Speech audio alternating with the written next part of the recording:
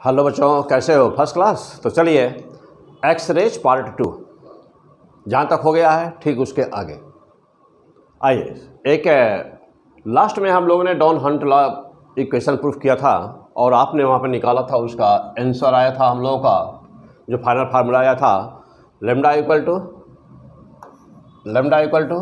HC/EV, जहाँ पर V क्या था? वोल्ट। जो टारगेट और कैथोड के बीच का जो एक्सीलरेटिंग पोटेंशियल है वह है V। E जानते ही हैं, H आपको पता ही है, Planck constant, C speed of the light. चलिए अब इसी पर बेस्ड एक क्वेश्चन जो आपके एग्जाम में पूछा गया है, तो राइट द क्वेश्चन क्या पूछा गया था आपसे? आइए जरा देखा जाए क्वेश्चन पहले। Question number first, accelerating potential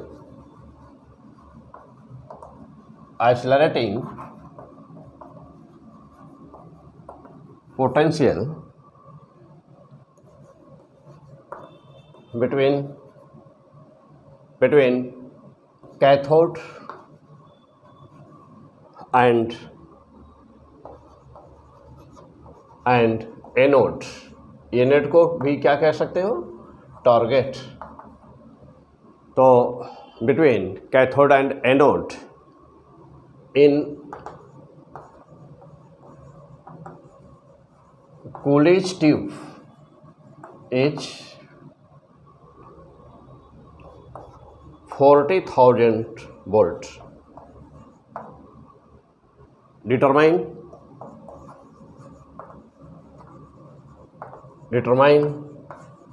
the missing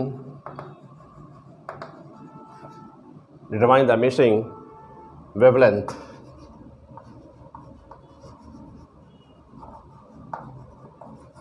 of X-rays. एक क्वेश्चन दिया हुआ था, ये आपके एग्जाम में आया हुआ क्वेश्चन। क्लियर? तो आपके एग्जाम में आया हुआ क्वेश्चन, अब यहाँ ऑप्शन दिया हुआ है। ऑप्शन ए है 0.25 एंगस्ट्रॉम। दूसरा ऑप्शन 0.29 एंगस्ट्रॉम। तीसरा ऑप्शन, थर्ड ऑप्शन 0.30 एंगस्ट्रॉम और चौथा ऑप्शन डी 0.34 एंगस्ट्रॉम। क्लियर? तो हाँ, और एक ऑप्शन और नोट कर ले, चाहे तो नहीं रहने दीजिए, बस इतना ही। हाँ, try to do this question. क्या करेंगे, कैसे सॉल्व करेंगे? तो मैं एक्स-रे का जो पहला लेक्चर फर्स्ट है, तो वहाँ पर मैं आपको डिटेल बताया था। लास्ट टॉपिक भी हम लोगों का यही था ना, डॉन हंट लॉ क्या होता है, एक्स-रेज क्या होती है, कैसे प्रोड्यूस होती है, सब लोग दे चुके हैं। आज का लेक्चर बहुत ही इंपॉर्टेंट, यहाँ के जहाँ तक हो चुका है थ्योरी, ठीक हम उसके आगे शुरू करने जा रहे हैं। लेकिन लास्ट में जो फार्मूला आया हुआ था उसका कैसे यूज़ करेंगे, उसके लिए मैंने एक एग्जाम्पल लिया हुआ है यहाँ पे। चलिए सॉल्व करिए, जल्दी से मार दीजिए फटाफट। किस पे मारेंगे? जल्दी मारिए, तुरंत।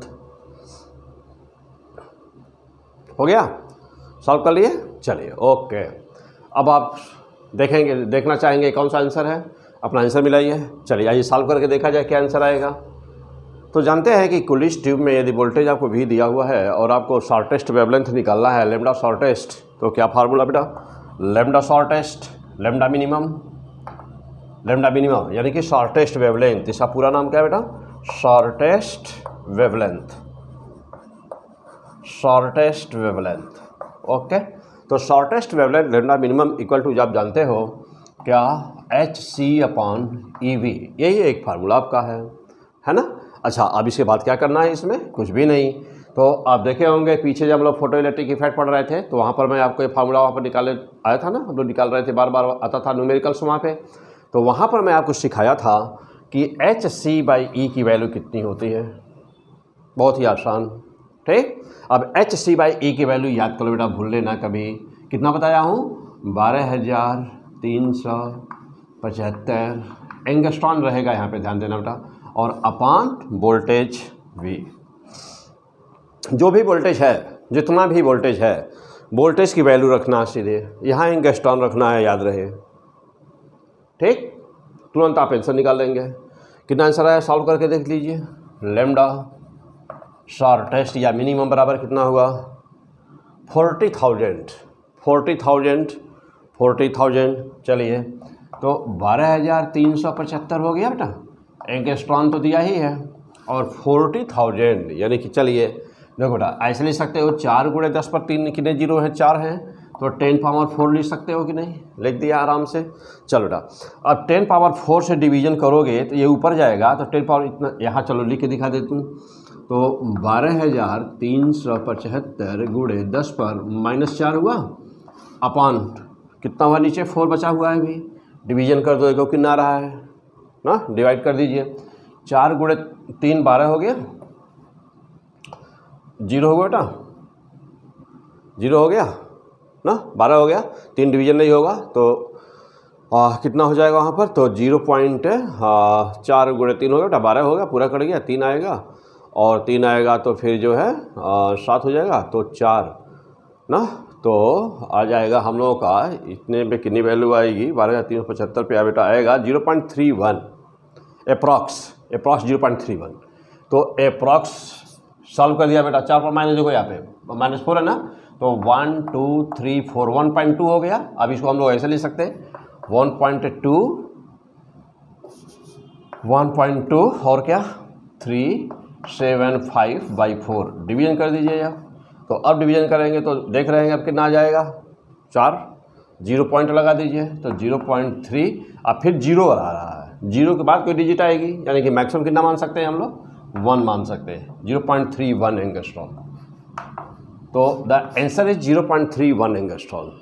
ठीक, द आंसर इज क्या है बेटा, आंसर क्या है 0.31 एंगस्ट्रॉन। ओके, मीन्स कि यह शॉर्टेस्ट है, इससे छोटा जो भी होगा वह नहीं मिलेगा।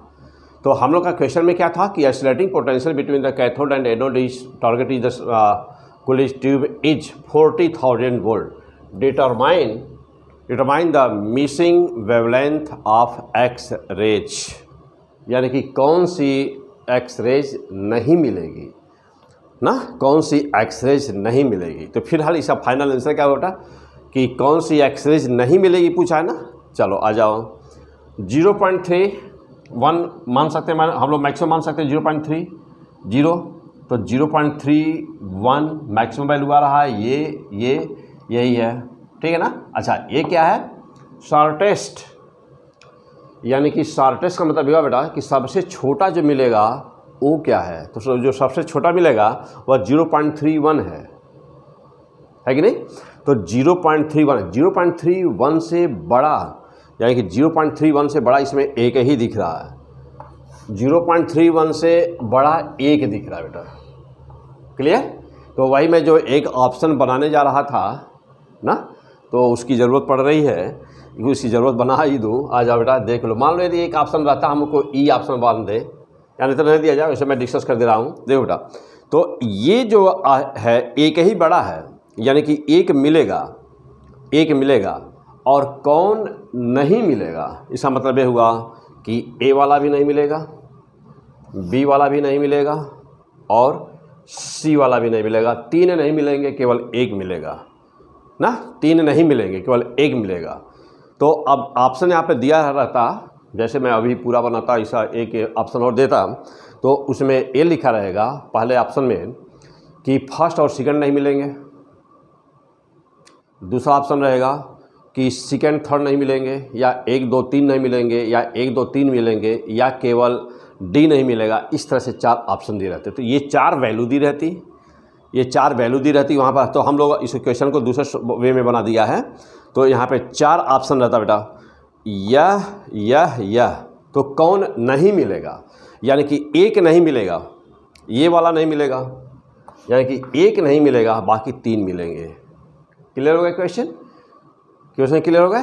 तो एक नहीं मिलेगा, बाकी 3 मिलेंगे। तो लिख दीजिए साफ क्लियर करके वहाँ पर लिखिए कि यह नहीं मिलेगा। क्यों नहीं मिलेगा, क्योंकि लैम्डा शॉर्टेस्ट से छोटा है, इसलिए नहीं मिलेगा। ये वाला भी नहीं मिलेगा, ये वाला भी नहीं मिलेगा, केवल एक मिलेगा, कौन सा, 0.34 एंगस्ट्रॉन। ओके, चलिए अगला क्वेश्चन नेक्स्ट। तो यहाँ पे क्लियर हो गए। तो आपको क्या करना है, सबसे पहले आपको देखना है क्वेश्चन चाहे जैसा भी पूछा जाए, क्वेश्चन चाहे जो भी पूछा जाए, तो आपको ये करना है कि सबसे पहले लेमडा शॉर्टेस्ट निकाल दीजिए। लेमडा शॉर्टेस्ट जब निकाल देंगे तो चूंकि वो शॉर्टेस्ट है, आप बोल रहे हैं कि वो शॉर्टेस्ट है, वो मिनिमम है, तो मिनिमम का मतलब क्या हुआ कि इससे छोटा कोई दूसरा नहीं मिलेगा, उससे बड़ा वाला सारे मिलेंगे। तो हम लोग निकाले हैं कौन सा, 0.31 आया हम लोग का। तो 0.31 से बड़ा एक ही है, नॉट यदि हटा दिया जाए क्वेश्चन तो क्वेश्चन दूसरा बन जाएगा कि कौन नहीं मिलेगा ना, या ये कहा जाए कि कौन मिलेगा। तो कौन मिलेगा में क्या हुआ, 0.31 से बड़ा एक ही है 0.34, तो 0.34 मिलेगा और बाकी सब नहीं मिलेंगे।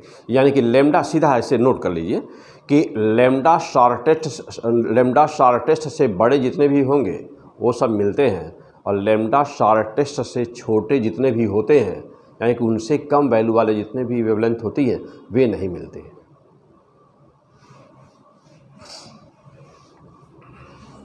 आइए अगला पॉइंट। अब हम लोगों का बेटा जहाँ पर हम लोगों की थ्योरी समाप्त हुई है, यह लास्ट वाला जो क्वेश्चन था ना, तो उस पर यह बेस्ट क्वेश्चन है, तो इसको ऐसे ही सॉल्व करिएगा ना। एक एग्जाम्पल यहाँ बताया, तो एक एग्जाम्पल से आप समझ गए होंगे कि इसको हमको कैसे करना है। उस लॉ पर जो भी क्वेश्चन आएंगे वो आसानी से आप सॉल्व कर लेंगे उस तरह से। चलिए अब आ जाइए दूसरा पॉइंट। अब हेडिंग डाल दीजिए, next heading, spectrum of X-rays.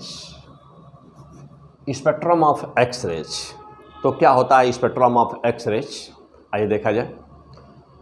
Graph between, कभी भी जब हम बात करते हैं स्पेक्ट्रम की, तो स्पेक्ट्रम क्या होता है, ग्राफ बिटवीन।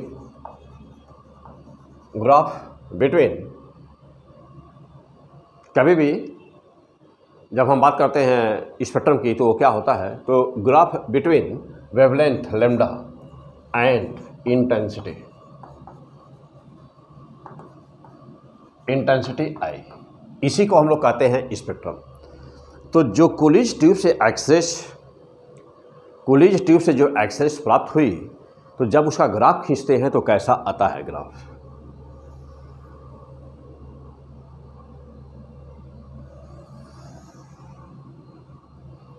ना, उसका ग्राफ कैसा आता है। यहाँ पे है wavelength,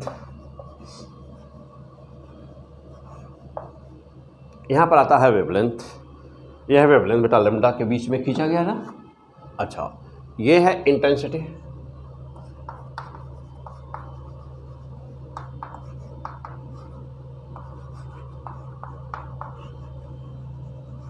intensity of X-rays.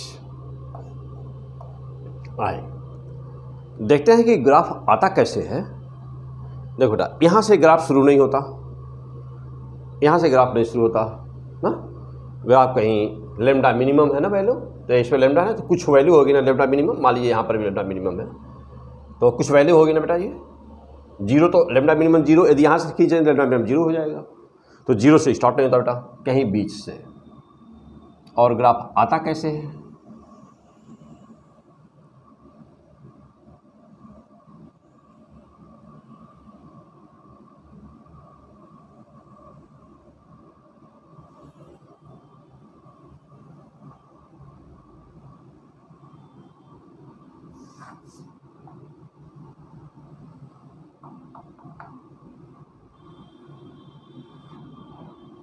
Like this.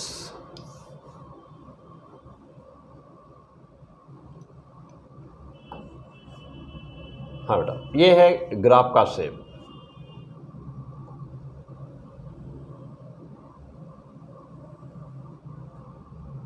कभी ग्राफ में सडन दो जंप दिखाई देते हैं, ऐसे भी ग्राफ दिखता है बेटा, तो दोनों मैं बता दूंगा आपको यहाँ पे।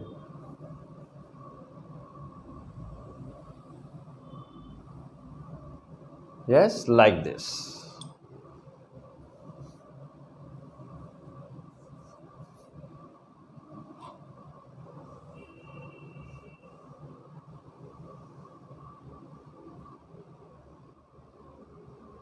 हो गया। चलिए तो अब इसको हटा दें ऊपर से, बेटा नोट कर लिए होंगे। तो स्पेक्ट्रम क्या होता है? Spectrum of X ray, spectrum of X ray is the graph between wavelength and intensity I. तो दिस इज द स्पेक्ट्रम।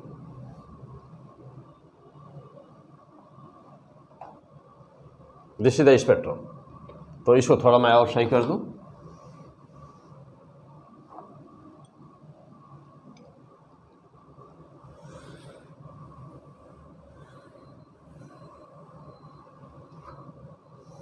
हाँ बेटा, तो दिस इज द स्पेक्ट्रम।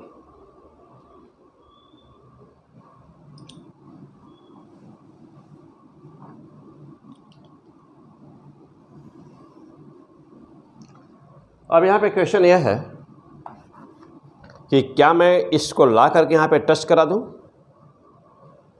या वैसे ही छोड़ दूं। यहाँ पे ना, क्या यहाँ पे टच करा दूं या कि इसको छोड़ दूं। यदि मैं टच कराता हूँ तो इसकी वैल्यू मैक्सिमम फिक्स हो जाएगी, और ऐसा नहीं होता, इसकी वैल्यू फिक्स नहीं होती। क्लियर? क्या पढ़ रहा है? एक्स-रेज, एक्स-रेज, एक्स-रेज की धुनाई, एक्स-रेज P100 फिजिक्स में HDP से। आइए चलो बेटा देखते हैं और आगे। हाँ, यहाँ पे थोड़ा और इसको थोड़ा बड़ा बना दिया जाए। आई इंटेंसिटी। चलो बेटा, अब एक ग्राफ आपके साथ आपको स्पष्ट दिख रहा है।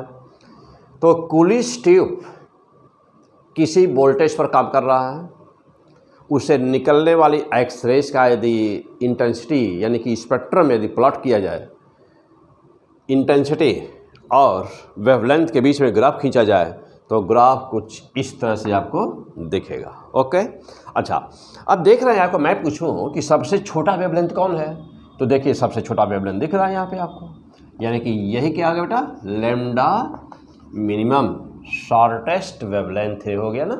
देखिए ये हो गया आपका कौन सा? शॉर्टेस्ट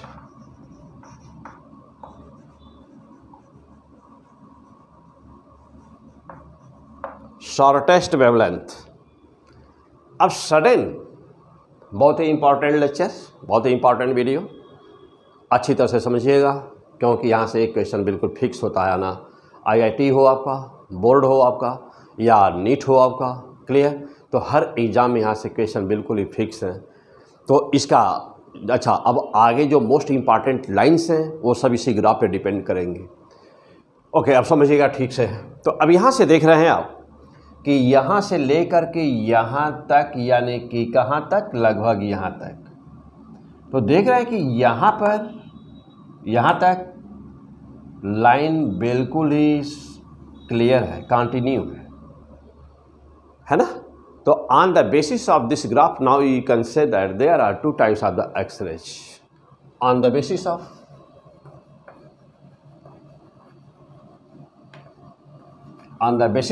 स्पेक्ट्रम, स्पेक्ट्रम के आधार पर ग्राफ को हम दो भाग में बांट सकते हैं, जो साफ दिख रहा है। नंबर वन कौन सा? नंबर वन कंटिन्यूअस एक्स-रेज, और नंबर दो ये जो सडन बम्प दिखाई दे रहा है इस पर, यानी कि जो सडन पिक्स दिखाई दे रही हैं, तो नंबर दो कैरेक्टरिस्टिक एक्स-रेज, या नाम बेटा हम वीडियो में नहीं आ रहा होगा तो मैं थोड़ा इधर लिख दूं नीचे। फिर नंबर दो बेटा, नंबर एक ये, नंबर दो कौन सा है?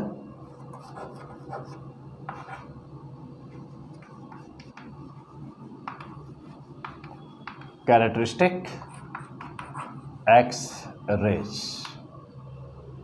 तो हमारे पास दो एक्स-रेज हैं, नंबर वन और नंबर टू। यानी कि कितने टाइप की है हमारी X rays? Number one continuous X rays, number two characteristic X rays. दो तरह की एक्सरेज होती है। तो on the basis of this spectrum,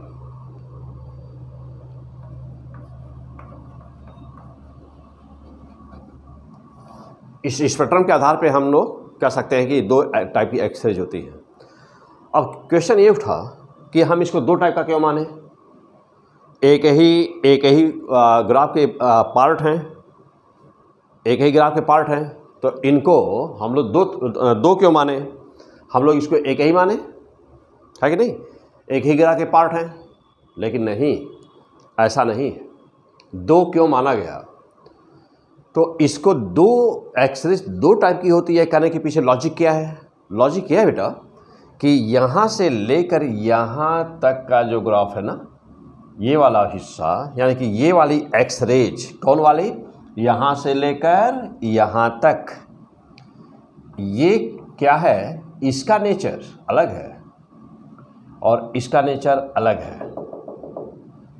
तो कैरेक्टरिस्टिक एक्सरेज कहाँ पे दिख रही है? कैरेक्टरिस्टिक एक्सरेज ये है। और कौन सी है? और कौन सी है? देखो बेटा, कैरेक्टरिस्टिक एक्सरेज कहाँ दिख रही है आपको? ये है और ये है। मीन्स कि जो सडन बम्प दिखाई दे रहे हैं, यानी कि सडन पिक्स दिखाई दे रही हैं ना, मैं यहाँ पे लिख दीजिए बेटा, यहाँ पे लिख दें कि सडन पिक्स। तो जो सडन पिक्स दिखाई दे रही हैं उनको बोलते हैं कैरेक्टरिस्टिक एक्सरेज। कैरेक्टरिस्टिक एक्सरेज बोलते हैं बेटा। और जो कॉन्टिन्यूअस लाइन है, मीन्स कि मैं कहूँ कि ये कहाँ पर है ग्राफ में, तो ये यहाँ पे है, तो यह कॉन्टिन्यूअस एक्सरेज कहलाता है। ये पोर्शन पूरा कॉन्टिन्यूअस एक्सरेज है, ये पोर्शन पूरा कॉन्टिन्यूअस एक्सरेज है ये। लेकिन जो पीक है वह कैरेक्टरिस्टिक एक्सरेज। सवाल यह है कि इसको दो पार्ट में क्यों बांटा गया? इसको दो पार्ट में क्यों बांटा गया ना? तो दोनों की प्रॉपर्टी अलग अलग है, इसलिए इसे दो पार्ट में बांटा गया। क्या प्रॉपर्टी अलग है?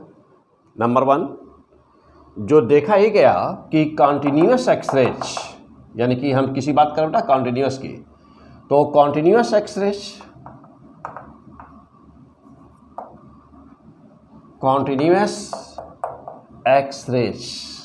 ना, तो देखा ही गया कि जो कॉन्टिन्यूअस एक्सरेज होता है depends on number one, depend on potential difference,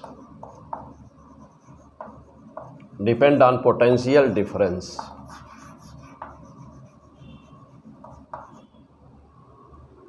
depends on the potential difference, यह पोटेंशियल डिफरेंस पर डिपेंड करता है। कौन?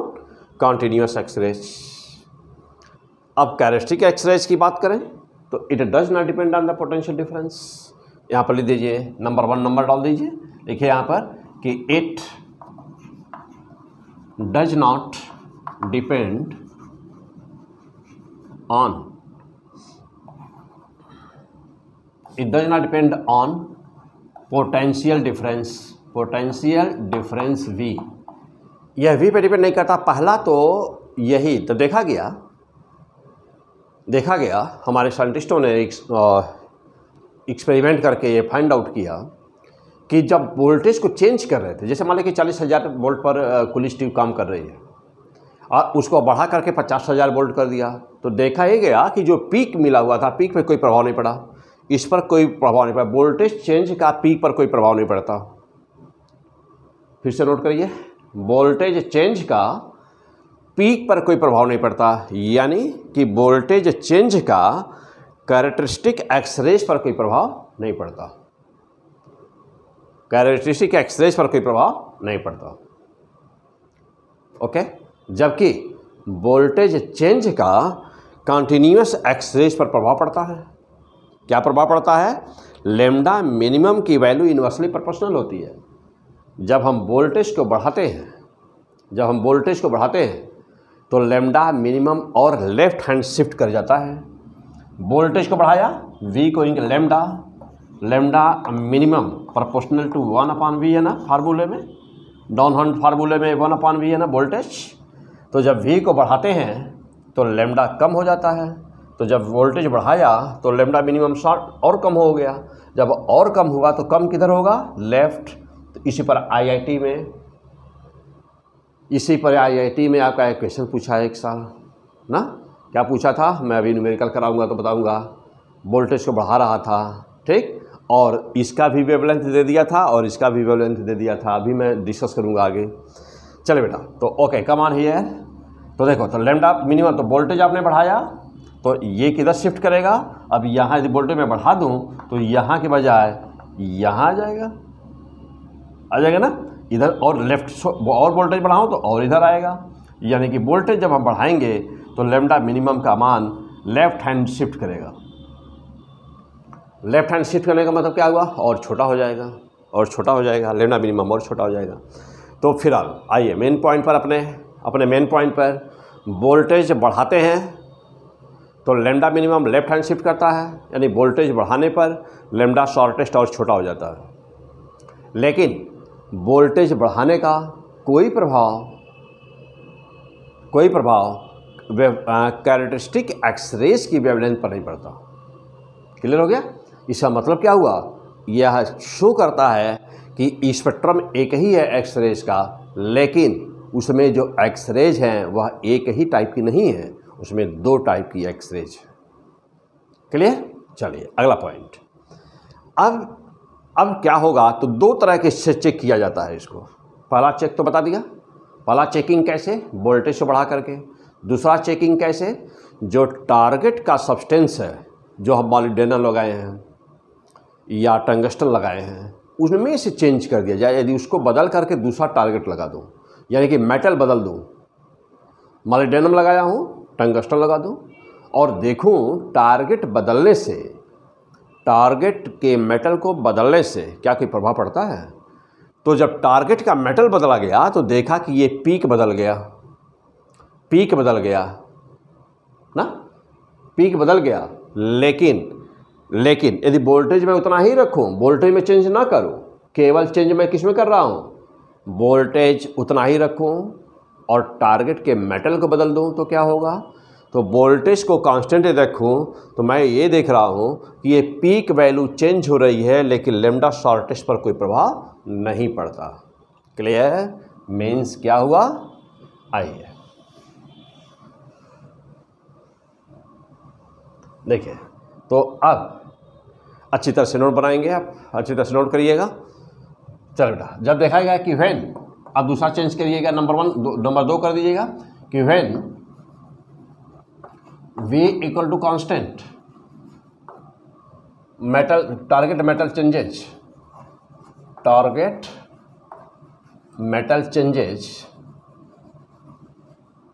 तब क्या मिला, रिजल्ट क्या आया बेटा इसका, तो रिजल्ट क्या मिल रहा है इसका, लेमडा मिनिमम वैसे ही बना रहा constant. Okay, wavelength of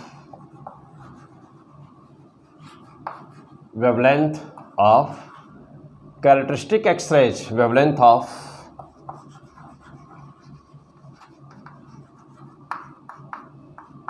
characteristic X rays changes, wavelength of characteristic X rays changes. तो कैरेक्टरिस्टिक एक्सरेज की वेवलेंथ क्या हो जाती है बेटा, चेंज हो जाती है। क्लियर?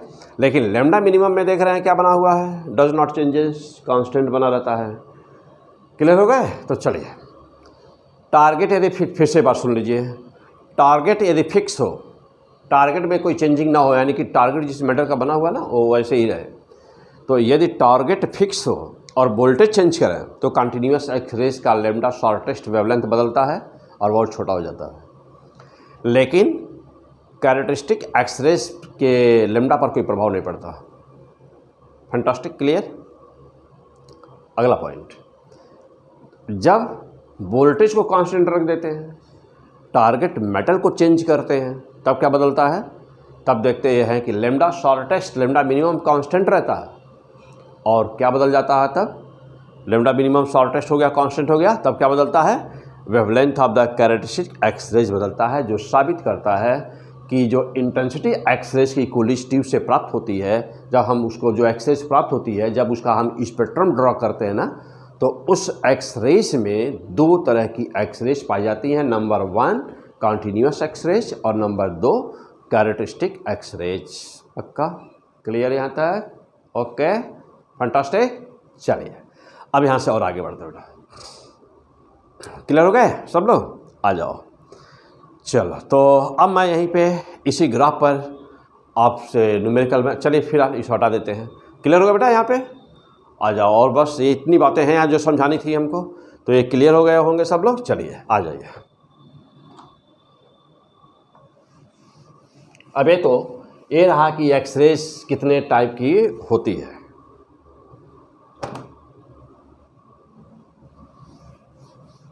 अब वेवलेंथ और अब मैकेनिज्म ऑफ प्रोडक्शन, यानी कि कैसे ये बना, कैसे हुआ, मैकेनिज्म क्या है इसका, कहाँ से दो तरह की एक्सरे जो बनती हैं वो कैसे दो तरह की बन जाती है, हम जा रहे हैं अब उसको आपको समझाने।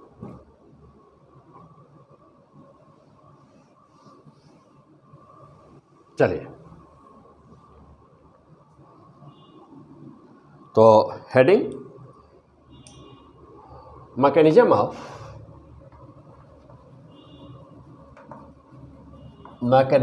Production of X-rays.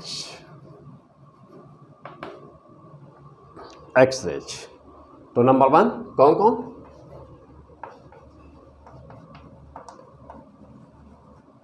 Continuous X rays और नंबर 2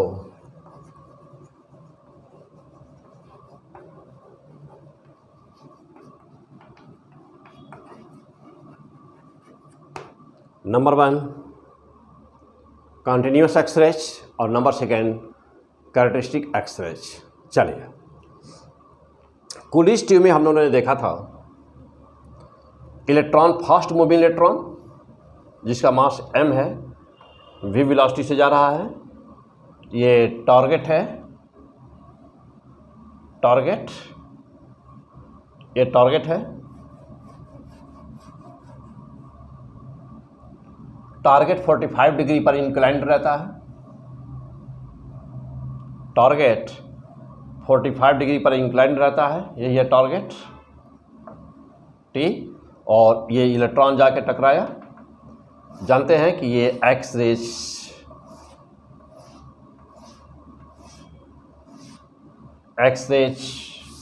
प्रोड्यूस होती है।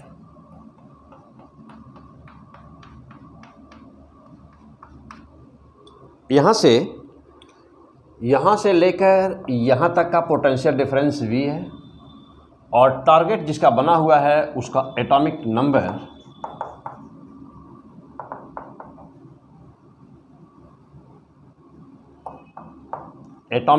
Z है। अब इसके पास कितनी एनर्जी है? मास इसका m इलेक्ट्रॉन का, ये इलेक्ट्रॉन है, तो इसके पास एनर्जी इस इलेक्ट्रॉन को कहाँ से मिल रही है? एनर्जी कहाँ से मिली? इलेक्ट्रिक फील्ड से मिली एनर्जी, इसी इलेक्ट्रिक फील्ड से मिली एनर्जी। काइनेटिक एनर्जी कितनी हो गई? Half mv²। और ये हाफ mv² किसके बराबर होगी? अवश्य इलेक्ट्रिक एनर्जी के बराबर होगी, जो इलेक्ट्रिक फील्ड के द्वारा एनर्जी मिली उसी के बराबर होगी। तो हाफ mv² बराबर कितना हो गया? ev। This is the first equation, keep in mind always during the solving the numericals. ये एक्सरेज। ओके, आ जाइए। अब यहाँ पे देखिएगा, यह जब ये इलेक्ट्रॉन जाएगा, टकराएगा, तो इलेक्ट्रॉन का size very very very very very very less in comparison to the atom size of the atom. एक इलेक्ट्रॉन जब भी जाएगा तो एटम से ही टकराएगा, और जब एटम पे टकराया, कोलिजन जब हुआ इलेक्ट्रॉन का, फास्ट मूविंग इलेक्ट्रॉन का एटम के साथ, उस समय क्या हुआ? तो अब अच्छी तरह से समझिएगा यहाँ पर। ओके, तो चलिए नोट करिए बेटा, एटॉमिक नंबर जेड है इसका, टारगेट का, नोट कर लिया इसको, मैं हटा दूं इसे, नोट करिए जल्दी से, आ जाइए। एटॉमिक नंबर लिख दीजिएगा कहीं पर ही, एटॉमिक नंबर जेड, ओके, आ जाइए। अब पॉइंट पे चला जाए। Nucleus, this is the nucleus. एक एटम लेना है हमको, एक एटम आप ले लीजिएगा। First orbit, second orbit, third orbit, fourth orbit and like this, बहुत सारे चलेंगे। हाँ, ऐसे पूरा कंप्लीट चाहे तो बना लें। चलो बेटा, अब समझाने के लिए हमको एक दो ऑर्बिट लेनी है बेटा, तो एक दो ऑर्बिट बना लें। चलिए, कोई बीच में भी और बना दूं, कोई बीच में और बना दूं। ओके, चलिए, इतना बहुत है, आ जाइए। अब सपोज करिए कि this is the K shell, K L M N O P shells है। जानते हैं कि सेल बटे होते हैं कई सब सेल में, एस पी डी एफ। चलो बेटा, अब यहाँ पर बहुत सारे इलेक्ट्रॉन्स, तो फर्स्ट ऑर्बिट, तो सपोज करें कि फर्स्ट ऑर्बिट के दो इलेक्ट्रॉन्स ये हैं, के सेल के दो इलेक्ट्रॉन्स ये हैं। इसके बाद के एल सेल के जो इलेक्ट्रॉन्स होंगे, सपोज दैट इनके लोकेशंस को आप दिखा सकते हैं, तो इनका लोकेशन ये है। ऐसे ही हर ऑर्बिट के इलेक्ट्रॉन्स होंगे, दिखा दीजिए, हर ऑर्बिट के इलेक्ट्रॉन्स होंगे ऐसे ही ना। तो काउंटिंग यहाँ नहीं करनी है, हम लोग का मतलब है केवल समझने से कि ये होता क्या है, मैकेनिज्म हम समझा रहे हैं बेटा, और बाकी तो आप केमिस्ट्री में पढ़ते होंगे ना, हुंड्स रूल वगैरह क्या है, कैसे इलेक्ट्रॉनिक फीलिंग होती है, ये सब आप पढ़ेंगे। क्लियर बेटा, आ जाओ। मैं आगे क्वार्टर नंबर वगैरह क्या होते हैं आगे आएगा अभी मॉडल में, तो मैं वहाँ बताऊँगा आपको ज़बरदस्त।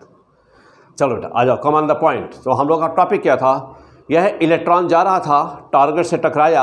अब इस इलेक्ट्रॉन को हम लोग ले लें कि जब टारगेट किसी एटम से ही टकराएगा ना, अब वो एटम हमारा सामने बना हुआ है, अंदर का मैकेनिज्म क्या है, हम उस बात को अब समझाने जा रहे हैं आपको। जब यह इलेक्ट्रॉन, सपोज करें कि बाहर का जो इलेक्ट्रॉन था, वाइट इलेक्ट्रॉन है जो, यह इलेक्ट्रॉन जा रहा था, सपोज दैट, कहीं ले लिया जाए फिगर, सपोज करिए कि जा रहा था इलेक्ट्रॉन, यहाँ पर कोई इलेक्ट्रॉन बना देते बेटा, तो सपोज करिए कि यह इलेक्ट्रॉन बाहर से जो आ रहा था, हाईली एनर्जेटिक इलेक्ट्रॉन, ये जा रहा है।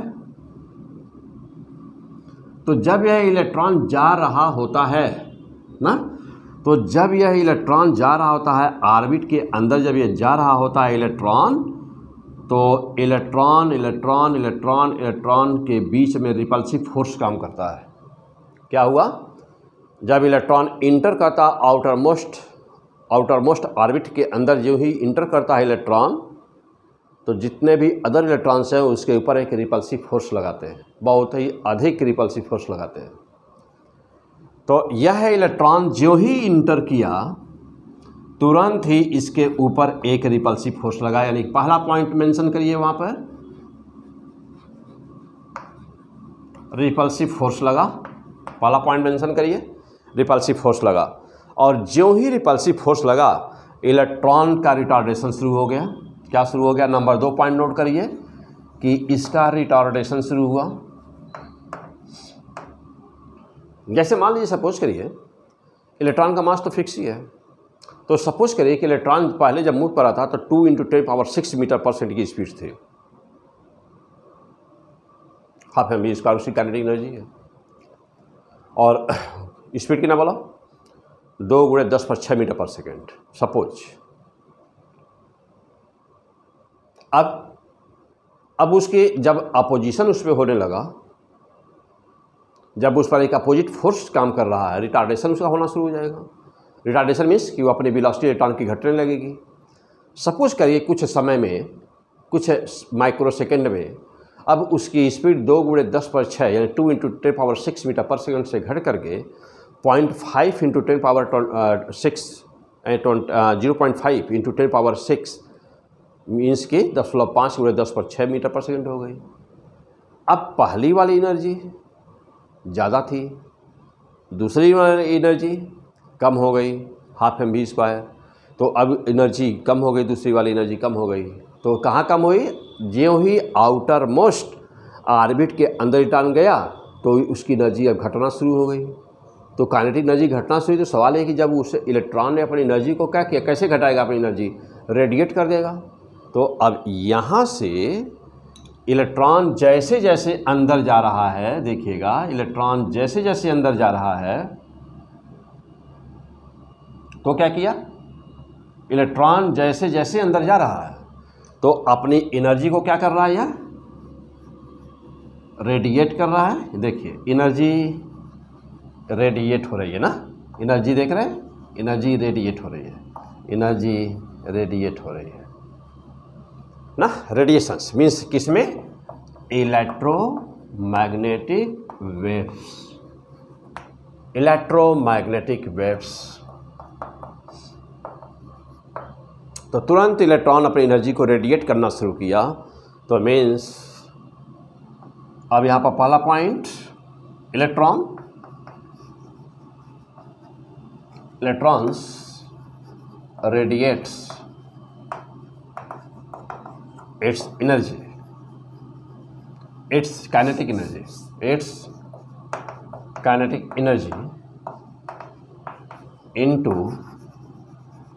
form of electromagnetic wave called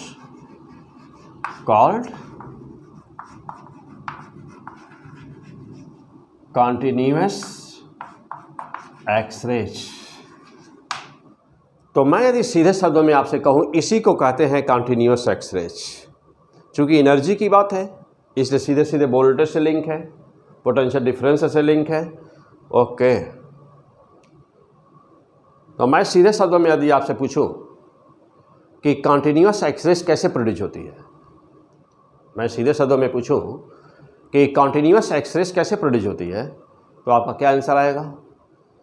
kinetic energy of fast moving electron continuously changes into continuous X-rays. Means जो फास्ट मूविंग इलेक्ट्रॉन है उसका रिटार्डेशन शुरू हो गया, वह अपनी एनर्जी को रेडिएट कर रहा है, इमिट कर रहा है। वह इलेक्ट्रोमैग्नेटिक वेव के फॉर्म में है, वह इलेक्ट्रोमैग्नेटिक वेव है और रेंज उसका किस में है? एक्स रेज में। इसलिए क्या कहा गया उसको? X raise.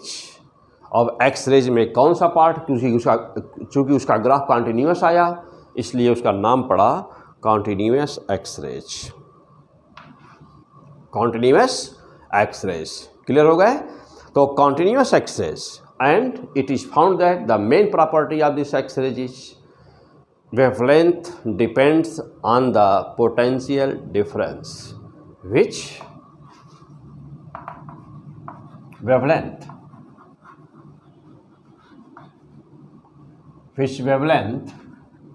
depends on the potential difference। Okay, तो आप इतनी बातें पहले मेंशन करिए। फर्स्ट जल्दी से नोट करें सब कुछ, फर्स्ट क्लास। क्लियर? हाँ, ये लाइन जल्दी नोट करिए। Electrons reduces its continuous energy, radiates its continuous energy, continuous kinetic energy into form of electromagnetic wave which lies in the spectrum of the X-rays and so called continuous X-rays। continuous शब्द क्यों आया? क्योंकि इसका spectrum continuous था ना। Continuous means कि हर value present थी। कहीं पर भी जब स्पेक्ट्रम कंटिन्यूअस होता है इसका मतलब ये हुआ कि उसकी हर वैल्यू यानी कि हर वेवलेंथ वहाँ पर प्रेजेंट थी। ओके, चले। अब मैं यदि आपसे पूछूं कि what is the range of the continuous X-rays, आप क्या आंसर देंगे? हमारी आंसर, हाँ बेटा ये नोट कर लिए होंगे, ये हो चुका है सबका। चलिए मिटा दूं इसको, आ जाइए।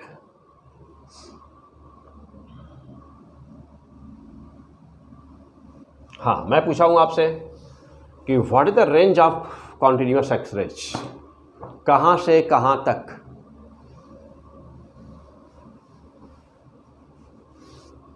हाँ बोलिए जल्दी, कहाँ से कहाँ तक?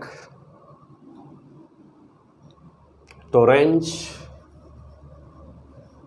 Of continuous X rays, range of continuous X rays कहाँ से कहाँ तक? तो from lambda minimum to infinity, this is the answer,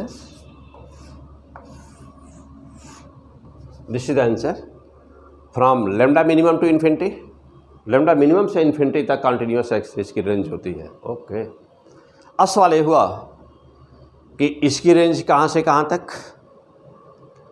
continuous characteristic X rays की रेंज कहाँ से कहाँ तक?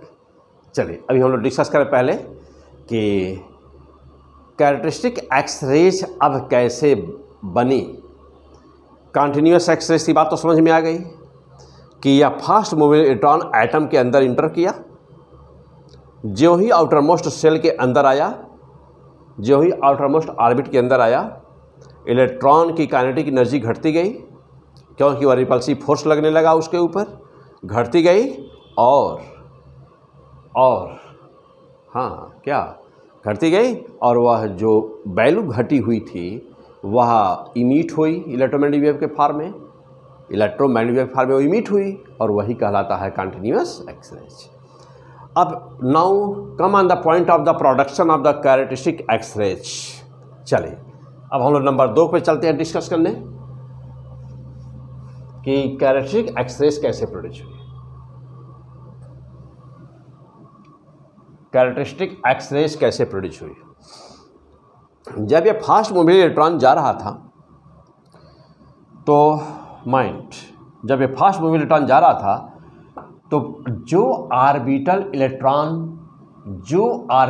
इलेक्ट्रॉन इसके रास्ते में पहले पड़ा, इसके रास्ते में सपोज किया जाए कि जब ये इलेक्ट्रॉन जा रहा था, बाहर से इलेक्ट्रॉन जो आ रहा है, तो जब वो इंटर किया, जब ये अंदर जा रहा था ना, तो सपोज किया जाए कि ये वाला इलेक्ट्रॉन जो के सेल में है यहाँ पर, ये यहाँ तक पहुँच गया है और तुरंत इस इलेक्ट्रॉन का इस इलेक्ट्रॉन के साथ कोलिजन हो जाएगा, क्योंकि उसी के सीध में है तो कोलिजन होना पक्का है। क्या जरूरी है कि के सेल से ही पहला इलेक्ट्रॉन निकलेगा? नहीं, कोई ज़रूरी नहीं है। यह एल से भी निकल सकता था, एम से भी निकल सकता था, ओ से भी निकल सकता था, किसी से निकल सकता था। जहाँ पर पहला कोलिजन इलेक्ट्रॉन का हुआ, बाहर वाला इलेक्ट्रॉन जो आ रहा है ना, तो ज्यों एटम के अंदर हो गया, पहला कोलिजन जहाँ पर हुआ वहीं से इलेक्ट्रॉन इमिट कर जाएगा। तो ये वाला जो इलेक्ट्रॉन था, यानी पहले से जो ऑर्बिट में था, इसके कोलिजन के कारण ना अब ये जगह है खाली हो गई, वैकेंट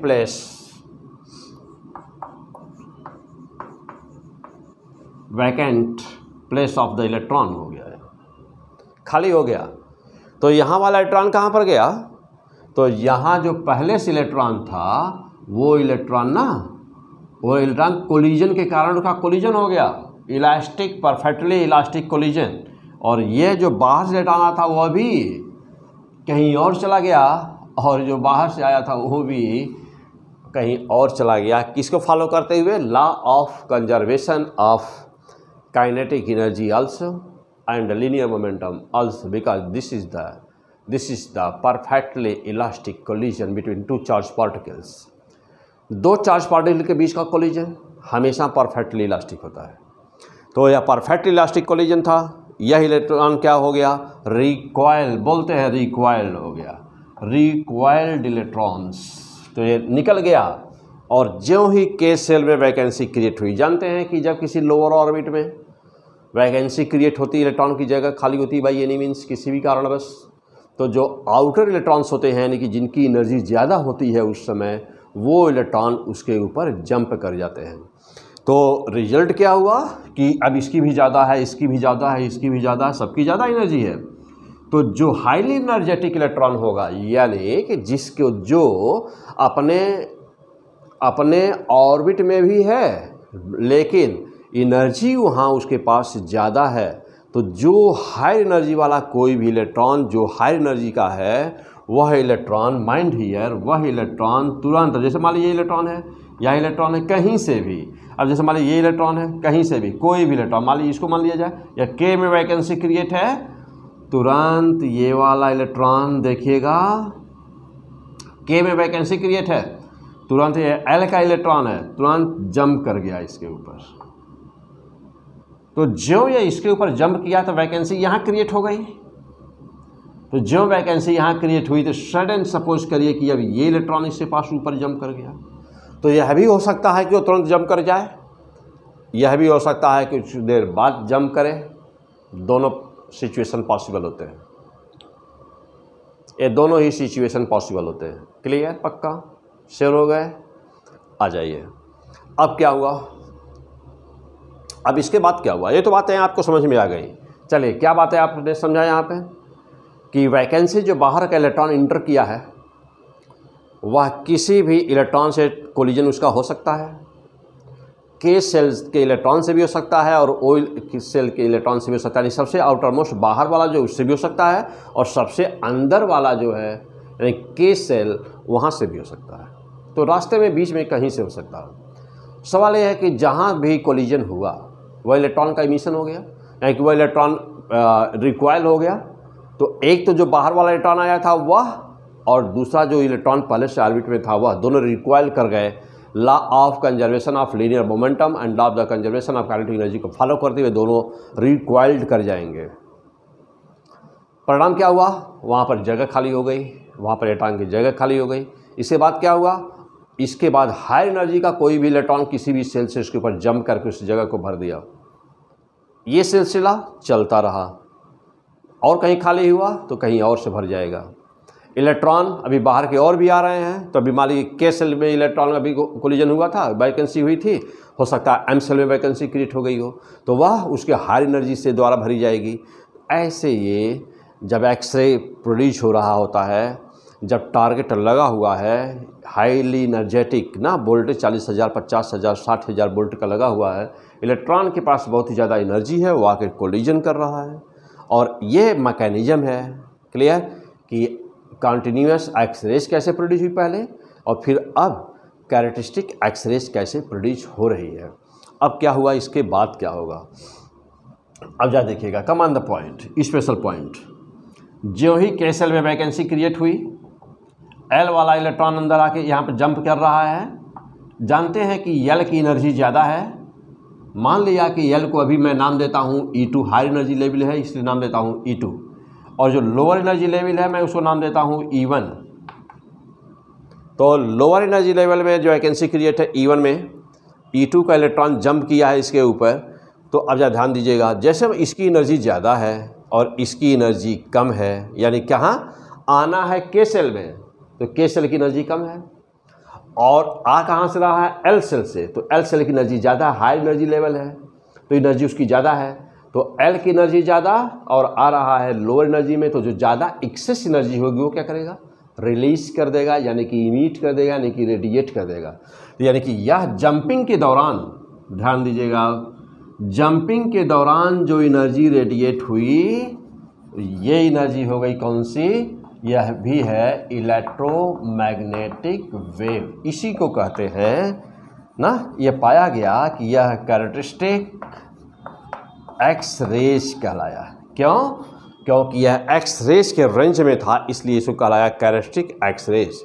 अब एक बात, अभी हमने आपसे एक क्वेश्चन पूछा था कि X rays characteristic X rays की रेंज कहाँ से कहाँ तक होगी। तो रेंज ऑफ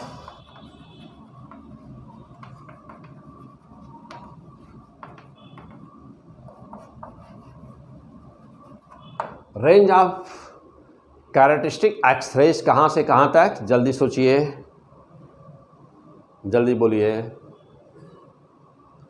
हाँ, क्या पढ़ रहे हैं, हाँ क्या पढ़ रहे हो, एक्स रेज, हाँ physics, okay,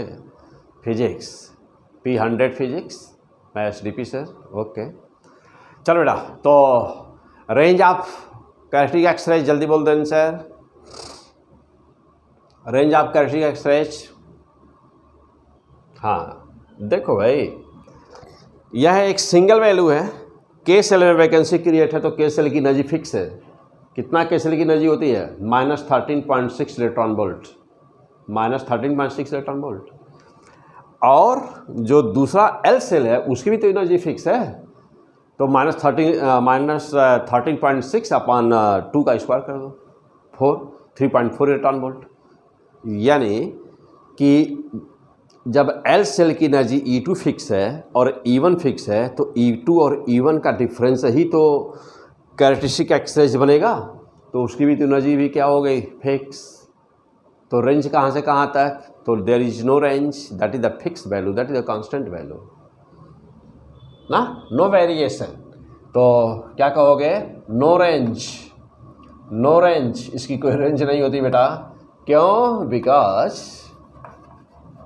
because it's lambda is constant ना, इसकी लेमडा का मान क्या बनाता बेटा? कांस्टेंट, प्रोवाइडेड, बशर्ते कि क्या? बशर्ते कि जेड का मान क्या बना रहे? कांस्टेंट। इसका मतलब ये हुआ, जानते ही हो कि पोटेंशियल डिफरेंस का इसके ऊपर कोई प्रभाव पड़ता नहीं, पोटेंशियल डिफरेंस का इसके ऊपर कोई प्रभाव पड़ता नहीं, और इसके ऊपर प्रभाव केवल पड़ता है जेड का, एटॉमिक नंबर का। तो यदि टारगेट मेटल फिक्स है तो इसकी वैल्यू भी फिक्स है, यानी रेंज कहाँ से कहाँ तक? तो कहीं से कहीं तक नहीं, यानी कि इसका लेमडा फिक्स है। तो इसका लेमडा क्या बेटा? तो लेमडा इज कांस्टेंट प्रोवाइडेड, बशर्ते कि जेड का मान क्या बना रहे? कांस्टेंट बना रहे।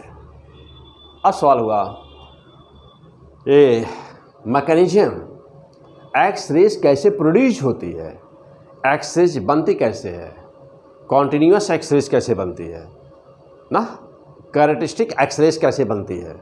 तो हम लोग अभी देख रहे थे इसका मैकेनिज्म कैसे बनती है। अगला पॉइंट, अब अगला पॉइंट यह है कि जो कैरेक्टरिस्टिक एक्स रेज है उसकी वेवलेंथ कितनी होती है। चलिए, तो now write the heading, wavelength of characteristic X rays.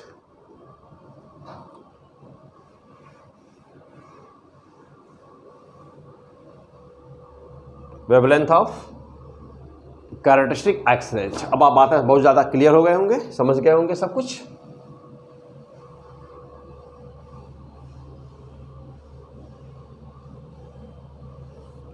Wavelength of characteristic X rays, heading डालना है wavelength of characteristic X rays. Okay, चलिए आइए देखा जाए।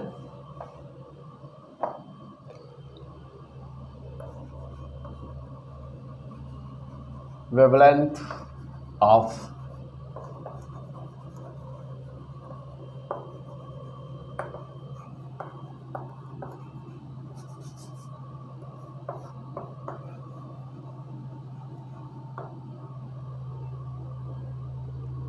चलिए, पूरी मैकेनिज्म अब आपको तैयार है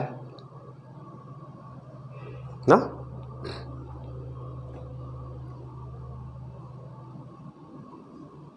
तो सपोज किया जाए कि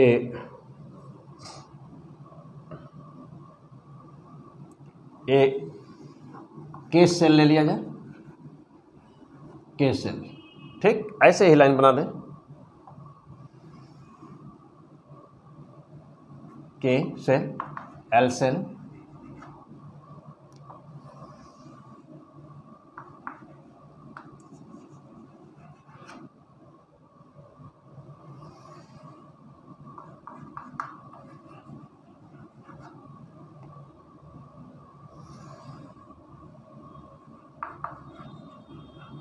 एंड सो ऑन। कहाँ तक? Up to infinity. Energy level बना दिया जाए। चले, अब सपोज करो बेटा, हाँ यहाँ पर principal quantum number n equal to कितना है? 1।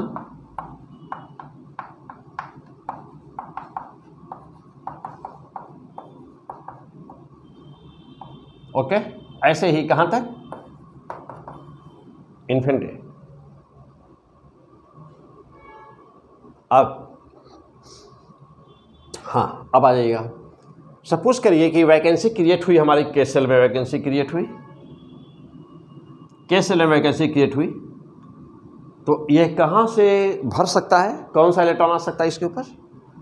पहला इलेक्ट्रॉन आ सकता है, दूसरा भी आ सकता है, यहाँ से भी आ सकता है, यहाँ से भी आ सकता है, यहाँ से भी आ सकता है, और लास्ट अंतिम से भी आ सकता है।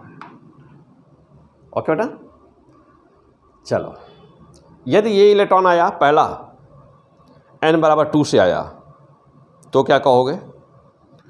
जिसमें, ध्यान देना बेटा, बस अच्छी तरह समझिएगा सब कुछ, most most most important lines.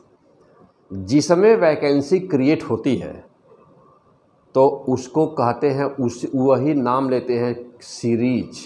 यानी वैकेंसी किस में क्रिएट? के सेल में। तो क्या जो भी स्पेक्ट्रम अब यहाँ से एनर्जी रेडिएट होगी तो उसका स्पेक्ट्रम जो भी बनेगा उसको कहोगे के सीरीज। तो नाम क्या लिखूँ इसको बेटा? इसमें के सीरीज। यदि यह वैकेंसी एल में क्रिएट हुई होती, एल में, तो कहाँ से भरता? यहाँ से, यहाँ से, यहाँ से, यहाँ से, या इन्फिनिटी से। तो हम क्या कहते? L series. यदि ऐसे ही वैकेंसी यम में क्रिएट हुई होती तो यहाँ से भर सकता था, यहाँ से, यहाँ से, यहाँ से, या फिर लिखते एम सीरीज लाइक दिस। सब समझ गए होंगे एम सीरीज का नाम कैसे पड़ता है। तो जिसमें वैकेंसी क्रिएट होती है वही सीरीज होता है ना। वैकेंसी, जहाँ वैकेंसी होती है वही सीरीज होता है बेटा। अब उसकी जो पहली लाइन मिलने की चांसेस होती है तो उसको कहते हैं अल्फा, 2 नंबर की लाइन को कहते हैं बीटा, 3 नंबर की लाइन को gamma, delta, like this. Means कि के, ये तो कंफर्म हो गया कि के सीरीज है। क्यों के सीरीज है? क्यों? क्योंकि वैकेंसी के में है।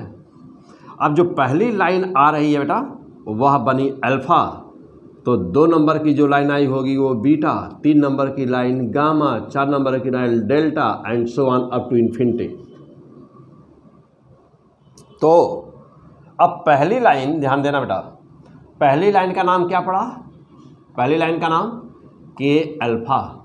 पहली लाइन का नाम क्या पड़ा? के अल्फा। दूसरी लाइन का नाम क्या पड़ा? के बीटा। तीसरी लाइन का नाम क्या पड़ा? के गामा, लाइक दिस। ऐसे ही जो एल सीरीज में पहली लाइन आई एल अल्फा, फिर एल बीटा, ऐसे जो तीसरे आया एम में M alpha, M beta, like this. अब चलिए, अब मैं आपको दिखाने जा रहा हूं कि फर्स्ट लाइन ऑफ द के series, what will be the wavelength of the first line of the के सीरीज। तो चलिए फिर अभी पहले फार्मूला डेवलप किया जाए। तो अभी आपने समझा है, कि देखो बेटा, यह जानते हो कि इसकी एनर्जी कम है, इसकी एनर्जी ज़्यादा, हाई एनर्जी लेवल है ना यह, तो इसकी एनर्जी ज़्यादा है, इसकी एनर्जी कम है। तो अब अगर सोचो कि n बराबर 2 से n बराबर 1 पर जब इलेक्ट्रॉन आए तो एक्सेस एनर्जी का क्या करेगा? तो एक्सेस एनर्जी वही ना, वही एक्सेस एनर्जी देख रहे हो एक्सरे के फॉर्म में, एक्सरेज कौन सी? कैरेक्टरिस्टिक। तो वही कैरेक्टरिस्टिक एक्सरेज के फॉर्म में रिलीज हो गई। तो केवल यही नहीं, सब जितनी लाइनें संभव हैं बन सकती हैं, सबसे देखो बेटा एनर्जी रिलीज हो रही है, देख रहे हैं ना, सबसे एनर्जी रिलीज हो रही है, सबसे एनर्जी रिलीज हो रही है, सबसे एनर्जी रिलीज हो रही है। ऐसे ही यहाँ पर भी है, ऐसे यहाँ पर भी एनर्जी रिलीज होगी, ऐसे यहाँ पर भी एनर्जी रिलीज होगी ना, ऐसे यहाँ पर भी एनर्जी रिलीज होगी। तो ये जो एनर्जी है, ये हमारी जो इलेक्ट्रोमैग्नेटिक वेव है, तो that is the characteristic X rays. तो what is the mechanism and what are the series in the X rays. X rays में सीरीज कैसे बनती है, क्या होता है, पक्का उम्मीद है, मैं विश्वास करता हूँ कि आप 100% फर्स्ट क्लास समझ गए होंगे। कोई दिक्कत हो तो बोलो, कहीं की प्रॉब्लम ना बेटा। चलो अब आगे आ जाओ, मैथमेटिकल पोर्शन पर इसके चलते हैं। तो देखो भाई, तो यहाँ पर हम लोगों ने suppose that this is even, हमने नाम क्या दिया था बेटा? इवन। इसका नाम क्या दिया था, E2, कोई किसी के लिए जनरल फार्मूला हम लोग बनाने जा रहे हैं। तो चलो बेटा, तो what is the delta E, energy जो रेडिएट हुई वो कितनी थी, तो सीधी सी बात है कि E2 में से E1 माइनस हुई है। E2 higher energy level, E2 is greater than E1। E2 high energy level, lower energy, high energy level से लोअर एनर्जी लेवल पे इलेक्ट्रॉन आ रहा है, तो जो डिफरेंस होगा वही रेडिएट हो जाएगा। चलो बेटा, जानते हो कि एनर्जी बराबर होता है क्या ना, तो एनर्जी को क्या लिख सकते हो, जो भी एनर्जी रेडिएट हो रही है तुम लिख सकते हो hc/λ लिख सकते हो कि नहीं, चूँकि मैक्सिमम एनर्जी है ना, मैक्सिमम एनर्जी इतनी है ना, तो जो वेवलेंथ होगा मिनिमम होगा कि नहीं होगा, बोलो भाई, होगा कि नहीं होगा, मैक्सिमम एनर्जी है। लेकिन फिलहाल हमको यहाँ वेवलेंथ की जरूरत है नहीं बेटा, मिनिमम मैक्सिमम की जरूरत नहीं है, तो hc/λ लिख दिया बराबर। अब चलो यहाँ पर आ जाओ, हाँ अब यहाँ पे आ जाओ, किसी भी ऑर्बिट में इलेक्ट्रॉन की एनर्जी कितनी होती है, जल्दी बोलो।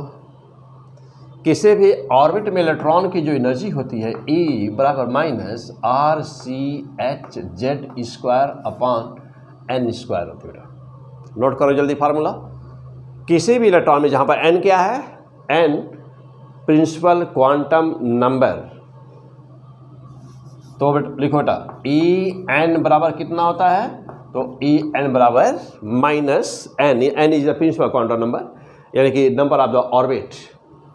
तो En equal to minus RCHZ, Z क्या है एटॉमिक नंबर, H क्या है Planck constant, C speed of the light, R Rydberg constant, and n² that is the principal quantum number. पक्का क्लियर? आ जाओ, वैल्यू यहाँ रखो, तो E2 का मान रख दो minus RCHZ² upon what n2² minus n1 minus, ये भी माइनस में रहेगा ना बेटा, तो RCHZ² अपॉन n1² ले सकते हो आराम से, कोई दिक्कत नहीं बेटा। चलो ब्रैकेट हटाओगे तो क्या बनेगा, तो ये प्लस बन जाएगा, और प्लस को पहले ला लो, माइनस को बाद में कर दो, तो hc/λ इक्वल टू ना, इसको पहले कर दो बेटा, और RCHZ² दोनों में है, बाहर निकाल दो, तो RCHZ² दोनों में है, बाहर निकाल दो,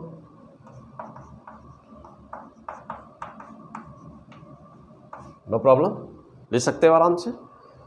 HC से HC कैंसिल हुआ, 1/λ बराबर कितना हुआ,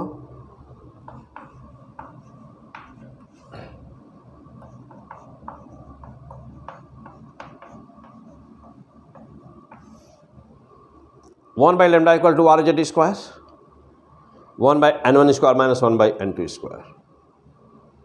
दिस इज द, अब ये क्या है बेटा, n1 n2 का मान जो होगा, n1 n2 के मान, n1 बराबर 1, n2 बराबर 2, तो कौन सी लाइन है, n1 बराबर 1। यदि n1 में वैकेंसी है तो वह K सेल, n1 मतलब K shell, vacancy K shell में है, तो क्या नाम कहलाएगा, K सीरीज, यानी कि वैकेंसी जिसमें होगी वही नाम होगा सीरीज का। और उस सीरीज की पहली लाइन यदि होगी तो अल्फा, दूसरी लाइन बीटा, तीसरी लाइन गामा एंड सो। चलिए, तो मैं अभी दिखा रहा हूँ बेटा डिफरेंट। अब यह तो मेन इक्वेशन आपका आया ना, लेकिन अब यहाँ पर एक बात का हमको बताना यहाँ जरूरी है बेटा, क्या, मोसलेज करेक्शन। मोसले नाम का साइंटिस्ट कहता है कि यह जो जेड है, यह जेड ना होकर के कहता है कि वहाँ पर एक होता है स्क्रीनिंग कांस्टेंट, यानी कि जब स्क्रीनिंग कांस्टेंट क्या है यहाँ पर,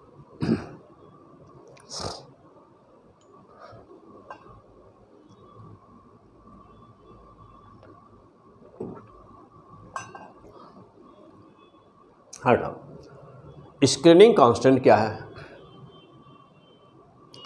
जब इलेक्ट्रॉन इंटर कर रहा था ऑर्बिट के अंदर और जब उसका कोलिजन हुआ जाकर, तो कहता है मोसलेज कि जो Z है वह जो अदर इलेक्ट्रॉन्स हैं, यानी कि Z की एग्जैक्ट वैल्यू वहाँ पर, यहाँ पर जो Z की वैल्यू है, कहता है कि Z की एग्जैक्ट वैल्यू यहाँ पर लेना संभव नहीं है। कहता है कि जो इफेक्टिव वैल्यू एटॉमिक नंबर की जाती है वह इलेक्ट्रॉन के जो बाहरी इलेक्ट्रॉन्स आकर के कोलाइड कर रहा है उससे प्रभावित होती है। और रिजल्ट क्या करता है? तो कहता है कि ये जो Z है ना वो Z ना हो करके Z-B होगा। तो यहाँ पर मोसलेस करेक्शन क्या कहता है, एक लाइन लिखिएगा यहाँ पे। हटा देखो ऊपर हो गया कि नहीं पूरा कंप्लीट? हाँ यहाँ तक चेक कर लीजिए, ऊपर ये हो गया सबका, हटा दें मिटा दें, चलिए।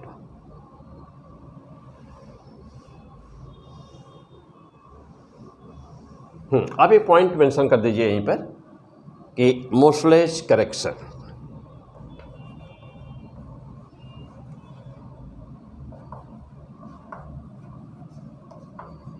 मोसलेस करेक्शन क्या कहता है? मोसलेस करेक्शन बेटा एक लाइन वहाँ पर मेंशन कर दें। हो गया?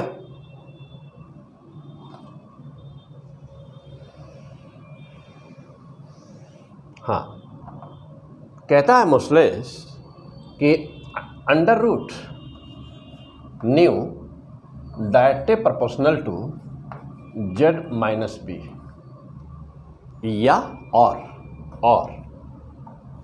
अंडर रूट न्यू या और nu proportional to Z-B whole square या और न्यू इक्वल टू, यहाँ पर एक कॉन्स्टेंट आता बेटा A Z-B whole square.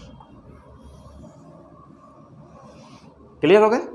Means कि मोसलेस का कहना है, साइंटिस्ट मोसलेस का कहना है कि जो फ्रीक्वेंसी होती है वह, यानी कि जो वेवलेंथ होता है वह केवल Z पे डिपेंड नहीं करता, बल्कि वहाँ पर होता है एक और वैल्यू आती है स्क्रीनिंग कांस्टेंट। अब आगे मैं बताऊंगा कि क्या, क्यों, कैसे। तो यहाँ पर मैं सबसे समझा दिया कि जो Z की वैल्यू होती है Z वह इफेक्टिव नहीं होती है, वह प्रभावित होती है, इसलिए Z की वैल्यू कुछ कम होती है। तो कम होती है, कितना कम होती है? तो उसमें से Z-B कहता है कि इसमें से -B कर दीजिए। अब -B क्या है? सवाल यह है कि B क्या है बेटा?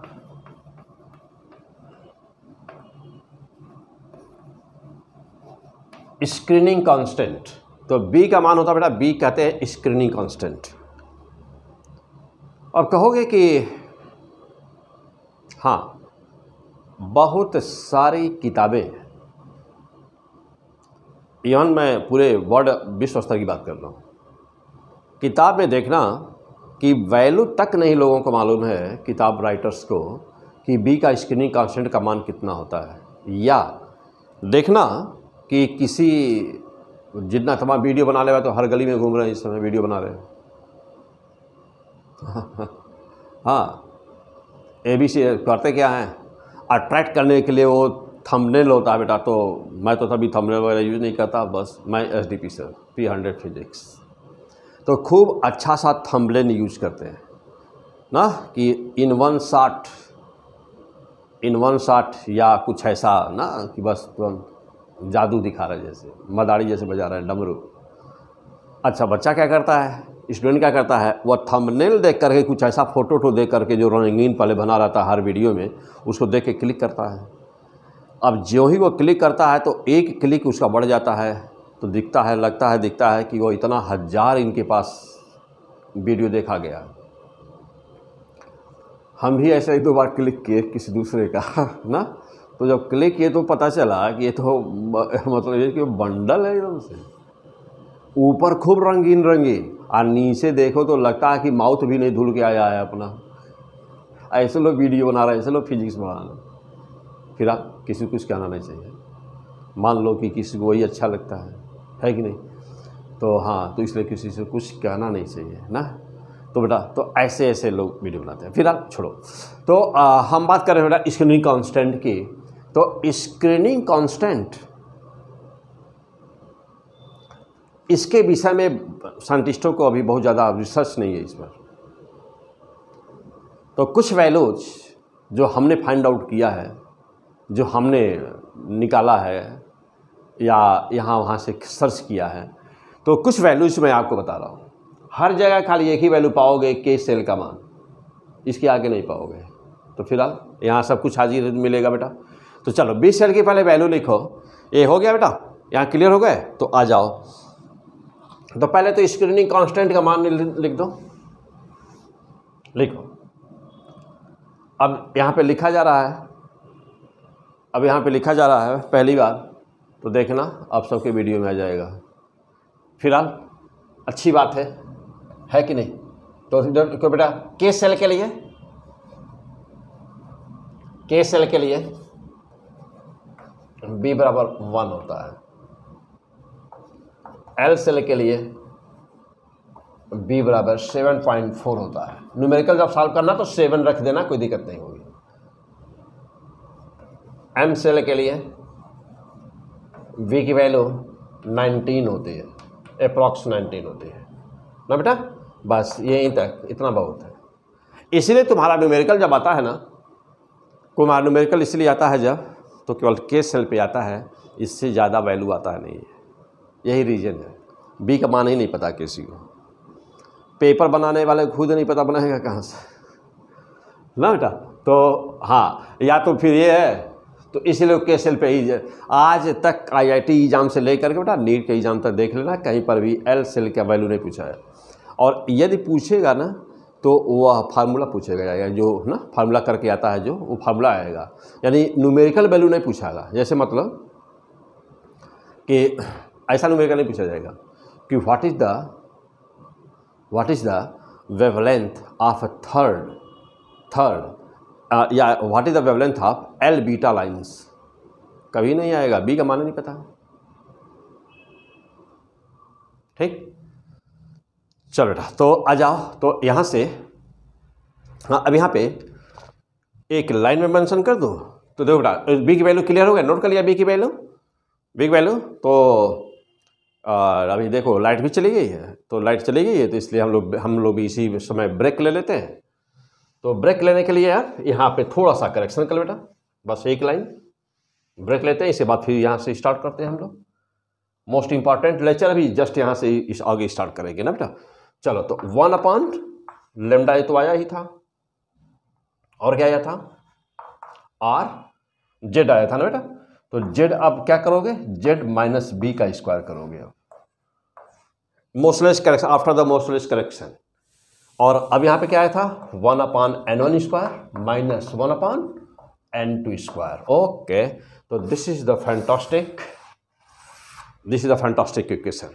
अब चलो बेटा, अब यहाँ पर जैसे मान लो k है, तो यहाँ पर कहोगे k सीरीज, l है तो कहोगे l सीरीज, n है तो कहोगे n सीरीज। हो गया? अच्छा, अब इसमें देखोगे, हाँ बेटा, अब इसमें देखोगे कि k सीरीज की पहली लाइन है कि दूसरी लाइन है कि तीसरी लाइन है। यदि पहली लाइन है तो 1/λ हो गया, k हो गया। k में अब यहाँ पे ना अल्फा लगाओगे। ठीक, यदि मान लो कि L सीरीज की पहली लाइन है, तब क्या लिखोगे? 1/λ L अल्फा। मान लो दूसरी लाइन है तो 1/λ L बीटा बराबर r z minus B square 1/n1 square minus 1/n2 square. Yes, this is the fantastic equation. तो आफ्टर द ब्रेक ना, बेस्ट ऑफ लक। ये रोकते हैं, फिर मिलते हैं अभी थोड़ी देर बाद। ओके।